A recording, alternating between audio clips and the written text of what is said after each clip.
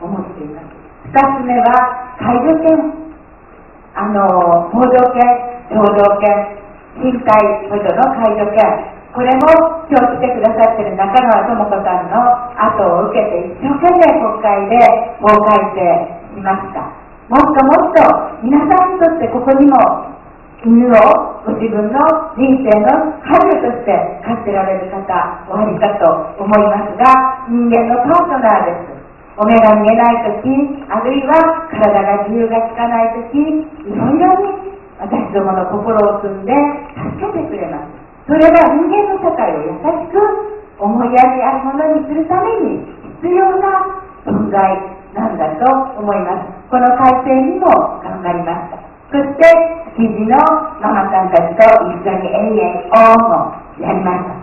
実は今日の集会はホップ、ステップ、ジャンプのステップだと思っています。すごい正直言うと、安倍さん本当に会社あるのってひとすら思ってます。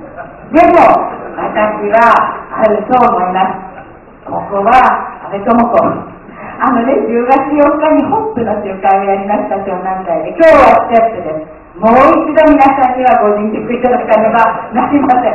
ステップ、ホップ、ステップ、ジャンプ。小選挙区当選には400名ぐらいの適応名はなりません。今日来た人がお友達を3人買ったりでいいや。今ね、私3万5千票、6千票だから、今日桜井さんに会いました。私ね、桜井さん、この次3会場で行こうと思うの。桜井さん、おーっていう顔をしてました。お前ちょっと伸びてるって言うけど、そこまで伸びるんかっていうか、伸びるのよ、桜井さん。今度私、この小選挙区だけだね、と言っておきました。何せ強気の安倍智子。今、桜井さんと私はちょっと高い年であります。理由は言いません。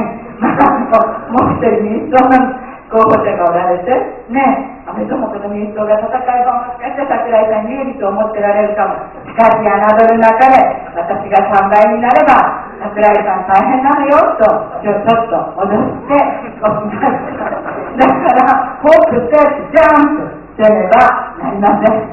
本当に私はこの小選挙区で勝ちたいと思うんです。理由は、私はこの地域の皆さんを一緒に国会見学ツアー、築地も行ってみんなで守ろうとする安全。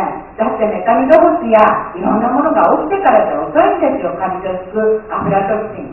ね、予防に効くものはないんです。健康でも、食の安全でも。きちんと私たちがそのことを対処しなければ、必ず害は私たちに向かっていますから、そういう意味で、いろんな活動をしながら、築地も国会の日銀までも行きました。そしてなんと、後期高齢者配置の署名は日本で全国一番一つの地域で集めたと思います。私の後援会長矢口さんは、私と一緒に彼がかつて戦争で行ったフィリピンのセブ島に行った、その85歳の校長先生ですが、彼がここに座っているだけでみんなってこう呼ばれて署名をしていきます。今日はうちの事務所の山上大先輩がちょっとこう座って1時間で150です。本当にすごいな。私の事務所パワフルね。年なんか関係ない。日々これ新たです。そういう意味でその3つ、そして後期高齢者医療制度、いろんなところで2年以上をかけて、私自身が4野党をまとめた私には実績があります。ヘネゴネ言う、それから自分たちだけやりたい、そして自分党か自民党かよくわからない、よくわからない、いいんです、これで。